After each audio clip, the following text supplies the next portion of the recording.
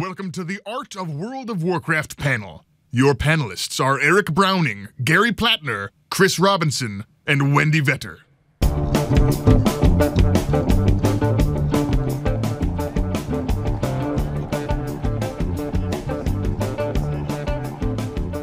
What's up, Blizzcon?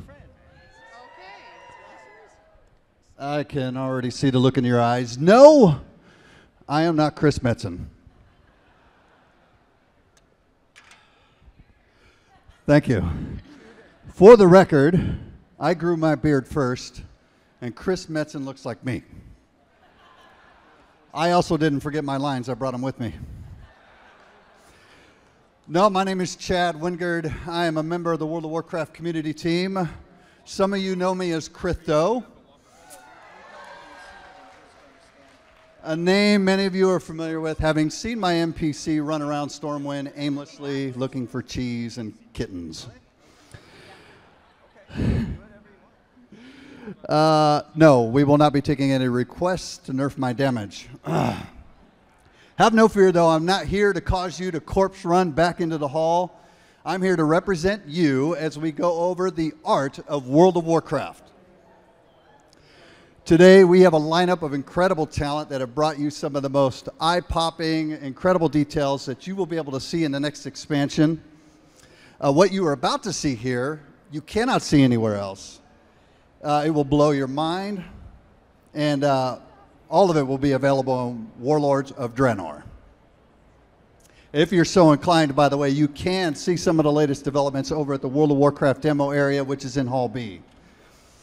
We have gone to great lengths to gather up your questions about animation, dungeon, environment, and prop design. As an added bonus, though, we're going to address one of the hottest, most popular questions we've gotten for a very long time. Where are the new character models? So let's get this started. Please welcome to the stage Senior Art Director Chris Robinson, Lead Animator Steve Aguilar, Lead Environment Artist Gary Plattner, Lead Dungeon Artist Wendy Vetter, and Lead Prop Artist Eric Browning.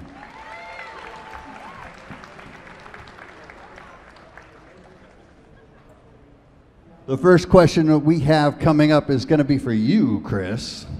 It comes from Lixia from Korgoth. The biggest thing that she wants to see from the art panel is a glimpse at new player models and animations. Okay, so you guys can't see that. Are they going to put this on? There we go. So wow, look at all you guys. I'm going to pretend I can see everybody because I can't see anything right now, but it looks like there are a lot of people here, which is cool. This is really cool. So yeah, I want to get started with this. We have a lot of really cool stuff to show you guys. First and foremost, just thank you for coming out. It's really awesome that everybody's into WoW art, and we're humbled that you're all here and want to see the cool stuff that we're working on. So to get started on it, I did want to give you guys a quick look at what we're doing with these guys. If you can see that, everybody come around and look at this monitor right here. So yeah, I'm gonna give you a little breakdown on the process that we went through. We're working on the new player character models, these guys, and maybe a little bit about her as well.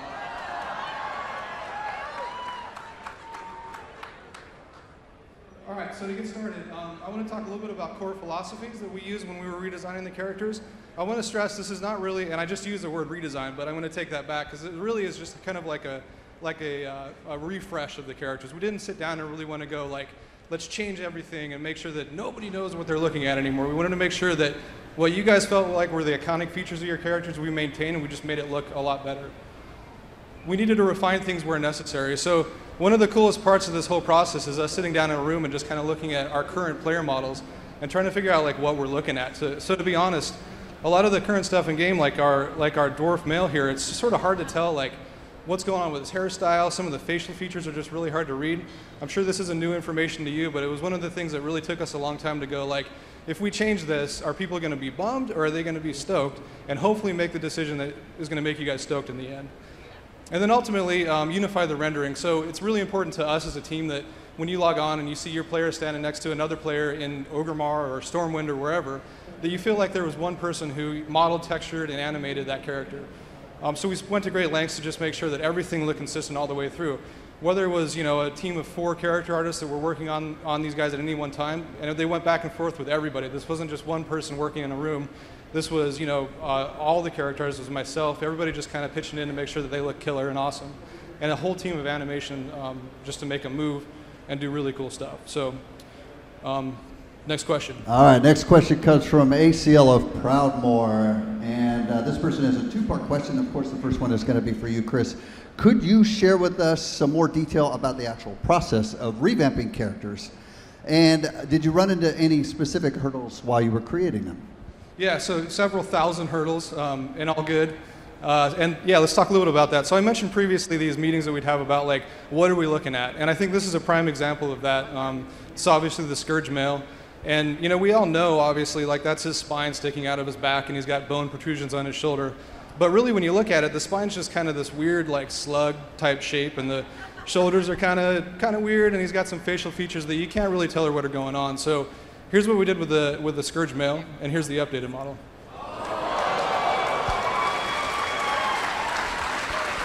Nice. That's the reaction I was looking for. There's a whole collective sigh of relief coming from the character team and myself right now. Oh. I'm just going to sleep for a little while on the stage, and somebody wake me up. Okay, so yeah, anyhow, you'll notice like on the spine, we really wanted to define what you were looking at. We wanted to make sure that this stuff matched some of the things that, when we put a new boss model in the game, we get a lot of feedback from the community that says like, that looks amazing, why can't I look like Garrosh or any of these characters? And so that's what we did. We wanted to make sure that all of these guys were at that level, if not better than what you've seen from us previously. Here are some facial variations for the...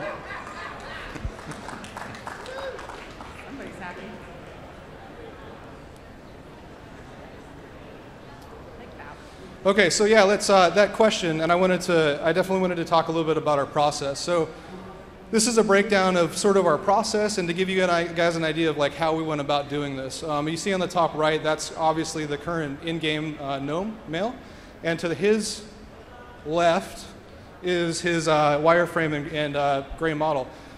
There's a lot of technical information here, but really the thing to pay attention to is sort of the above and below. And that'll give you an idea of like when we were doing the revamp, how much detail we actually put into these new models. To talk a little bit about the process, what we'll do is we'll sit down and, like I said, we'll look at the old existing model or the current existing model, and we'll talk about what things we want to maintain and what things we want to exaggerate. And then we'll do a concept like the one you see here to really pick out some of the facial features and other things that we think are important. And then we go into modeling and texturing, which is what you see on the bottom. The bottom right is the actual, like the basic modeled and textured gnome male without any of his facial hair or any of the options turned on. Obviously, his hair is turned on. Quick breakdown on numbers. So without getting into too much detail, I'm assuming everyone here can read for the most part. I have a difficulty with that, but I'll read it to you just in case. So 956 polygons versus 5,408. That's a pretty average difference that we're seeing when we're doing these revamps. But the bone count here specifically, the gnomes are very small, and so they don't require as much intricate movement as some of the other characters. So you'll actually see some of the larger characters have upwards of like 250 bones for the newer models that we're doing.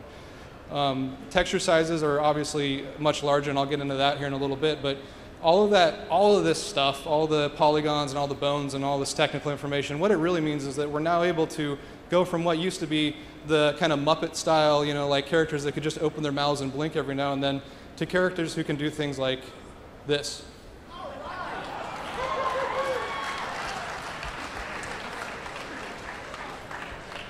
So obviously this has a lot of game implications we're really excited about, whether it's a quest giver that's really adamant about you going and doing something for them, or scared of someone coming to slaughter them. But there's a lot of other applications that are really cool, like what's the community going to do with this when they start making in-game films, machinima and things like that. We're just super stoked to see what people do with this new technology and how they use it. So breakdown of the texture size stuff. What you see here is obviously the in-game dwarf male. So his body texture size, that's what you're seeing in-game right now. His entire body and head is a 512 by 512, and his head texture actually shares that bottom right-hand corner. and it's mirrored. So everything you see on the face currently has to be symmetrical. That hair texture is actually the hair that we use for every single hair that you see in the game has to come off of that one texture. His hand's kind of covering it here, but on the right-hand side, you'd see the braid that he has on his beard. But we really have to figure out a way to make that work for everything. Our new dwarf male is this guy. So you'll see, like, I actually broke this out into 2 sections here, which drives our lead technical artist crazy. But in reality, what it is and what you're seeing is the face texture and the body texture are on one huge sheet. And we broke the face texture apart like that so that we could specifically do non-symmetrical facial features. So we can do scars and the things that you saw with the Pandaren model, that's kind of what we're trying to pull off now. The Pandaren model was really what we set out as kind of like a goal. When we did that, it was a test to see how far we could push our engine before we broke it. So after the programmers came and screamed at us a few times, we came to an agreement and set that as the bar, and that's what we've been trying to match ever since. The hair texture is obviously twice the size now, and it's what you see there that we are creating all the new hairs with. Here's a beauty shot of the dwarf male along with one of the facial poses we're able to do. All right, let's talk dwarf female. We're just in process with her, but we wanted to give you guys as much as we possibly could. So these are just some renders of what we call her T-pose. This is how it comes out of modeling before it goes into animation. And there's a close-up on her face. Here's what we've done with the orc male. You've seen a little bit of this already, but here's a little bit of a closer shot. And Steve is actually going to show some really cool animation stuff so you can see this guy moving around a little bit more and more expression. I wanted to focus on the face a little bit. This is our current in-game gnome female, obviously. She's trying to smile here. I don't know if you can tell. I couldn't. I really didn't know what was going on, but somebody told me she's smiling. So when we created the new one, we used that expression, and this is what we came up with. Again, before and after. And here's a beauty shot of her with some of her expressions.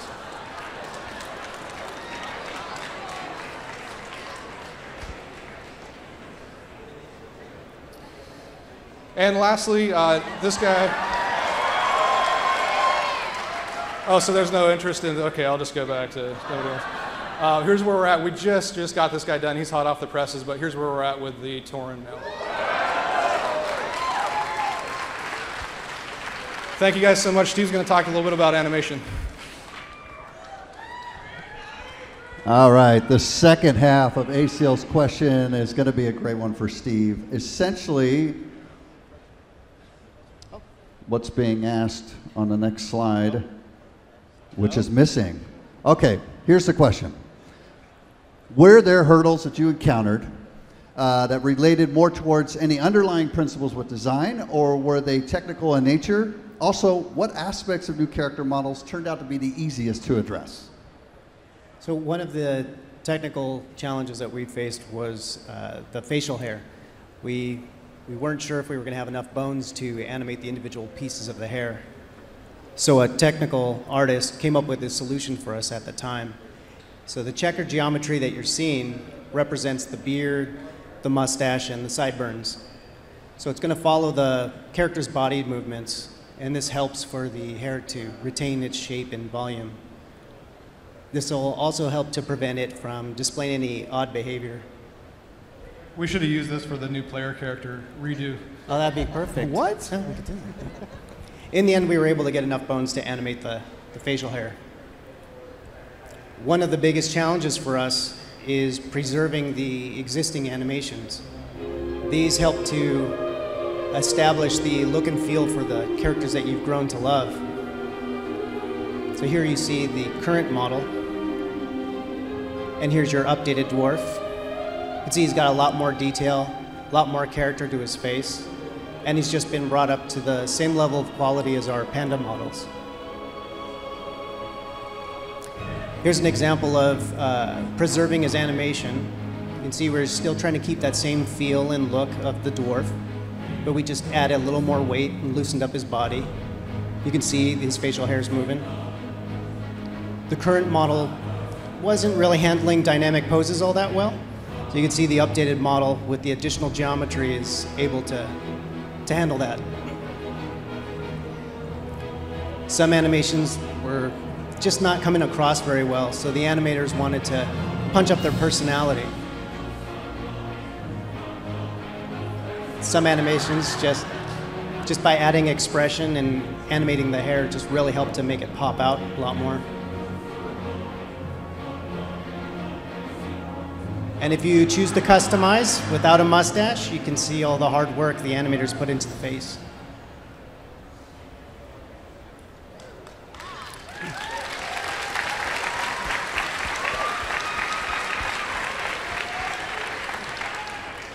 So same process with the orc.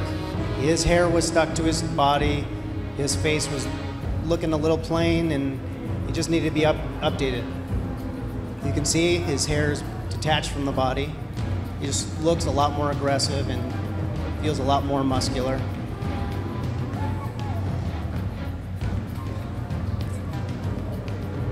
We got rid of a lot of the pops and hitches that were present in his animations. With the walk, we really wanted to increase his weight a little bit more, just make him feel heavier.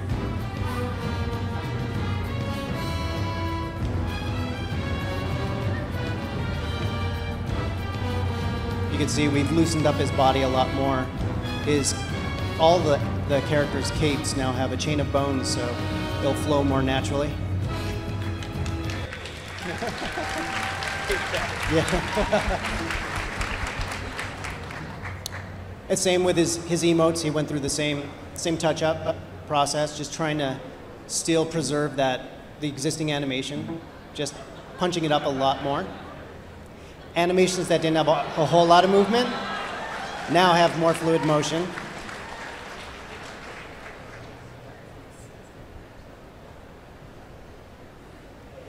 And here's a quick glimpse of the gnomes. By this point, the team has come onto the gnomes. They're comfortable with the facial rig. They've applied the same touch-ups with the adding animation to the hair, and he's just consistent with the orc and dwarf. His facial features are a lot larger, so you can really make out those expressions.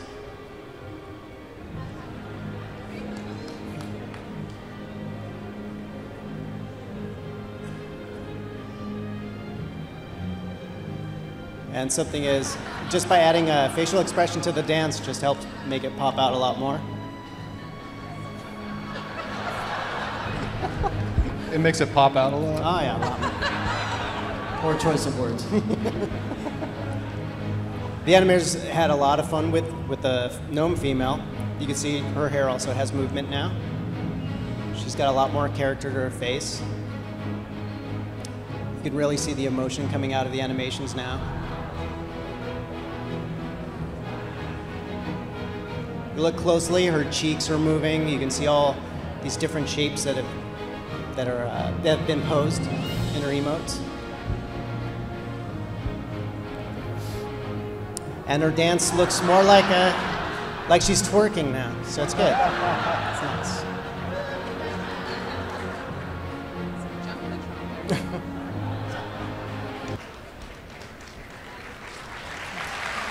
Give it up, give it up.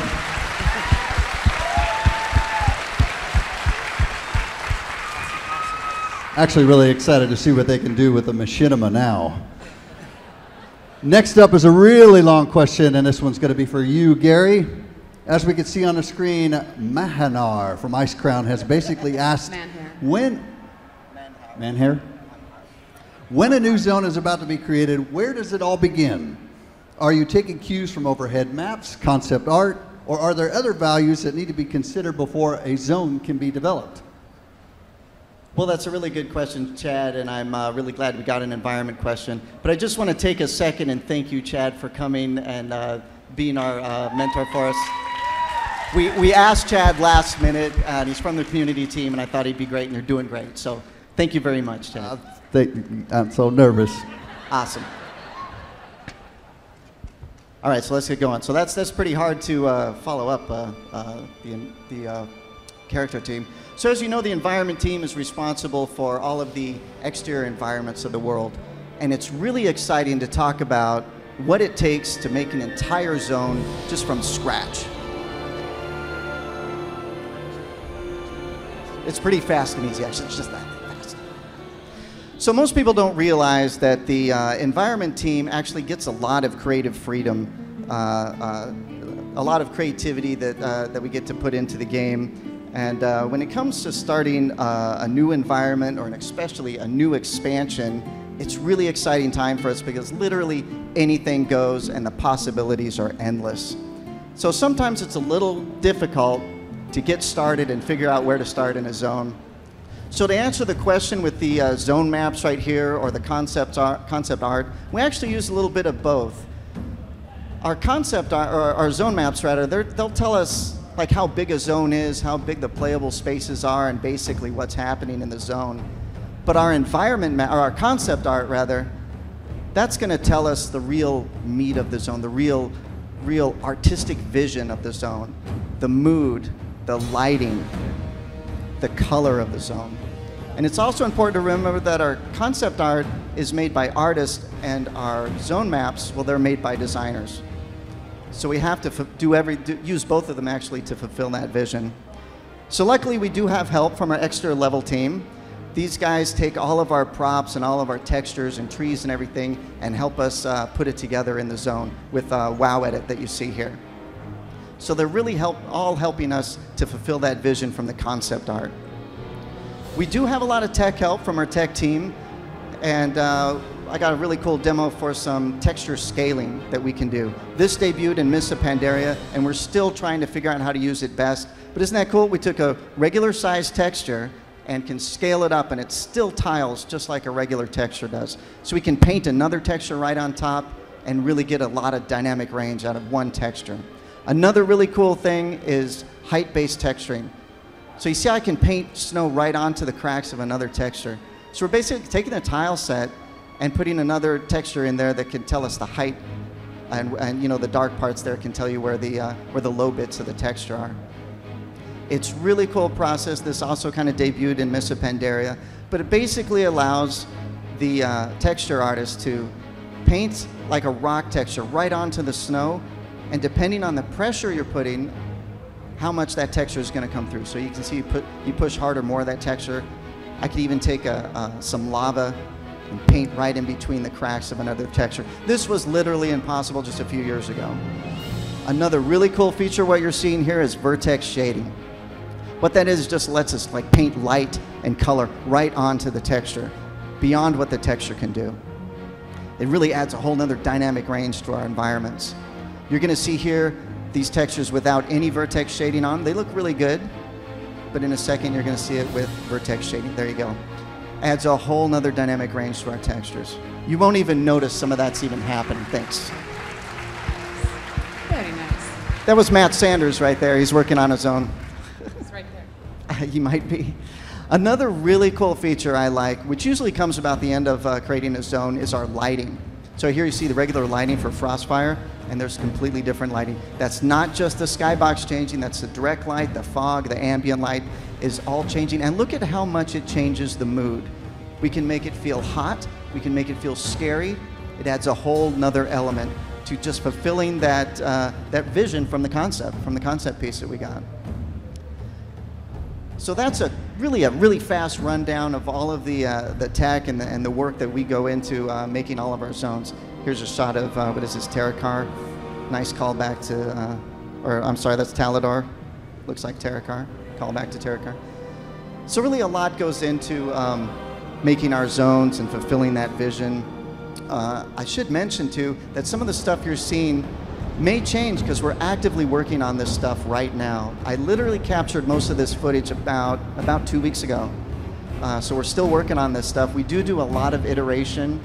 We'll build an entire zone, and if it just doesn't feel right, even if it follows our concept, we're going to do it again. We'll just it's called iteration, and we'll redo it. This is Gorground right here. So a lot of this stuff is still in the works. So hopefully by the time you play it, you may notice a few changes, may notice a few upgrades. This is Shadow Moon. Really proud of a lot of these zones. So a lot of effort went into it. A lot of people behind this. So when you see one picture like this, it's over a dozen people, dozen artists that have touched this one scene. So really, so that's just to answer the question, whether we start with concept art, whether we start with zone maps, we really start with as many things as we can, and the zone maps and concept art really help us fulfill that vision. So really good question. Thanks, Chad. Keep your eye on the frog. There goes. All right, the next one is for Wendy. Tarhoof from Earthen Ring has a couple of questions. The first essentially asks, when it comes to dungeon design, how are different responsibilities in your department handled? Do individuals help out in all aspects, or do they tend to focus on one discipline? Well, as far as the dungeon team's concerned, they are very multidisciplined, multi-talented. Some of that stuff I might not be able to mention on this panel, maybe another one. Go to the next panel. But because of the scope of assets that we create for the game, we divide the team up into two separate skill sets. We have texture artists and we also have 3D modelers. We then team them up to create some of the buildings and structures. For instance, this cool asset. It is the home of the Thunderlord clan. I'm sure the designers have come up with some really jazzy, spiffy name for it, something I probably won't be able to pronounce, but we just call it simply Bone Town, because it's got bones in it. So our 3D artist, well, what do they do? 3D art, obviously, modeling.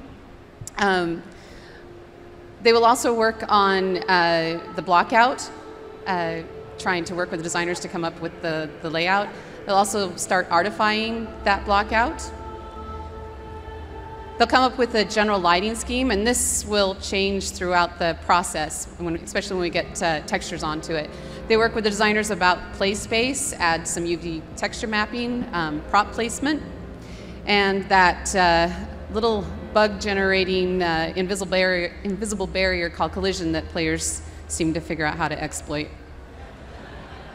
You know who you are. So while the dungeon artist is working on dungeons, they become the sort of the gatekeeper or dungeon master, so to speak. They will work with design, obviously, and the prop team. Sometimes they'll work with the environment team because we'll have exterior dungeons. They'll work with programmers if there's something specific that the design requires as far as the play space and the boss encounter. I'm showing here the ogre compound, and you can see how all of those elements are coming together really nicely.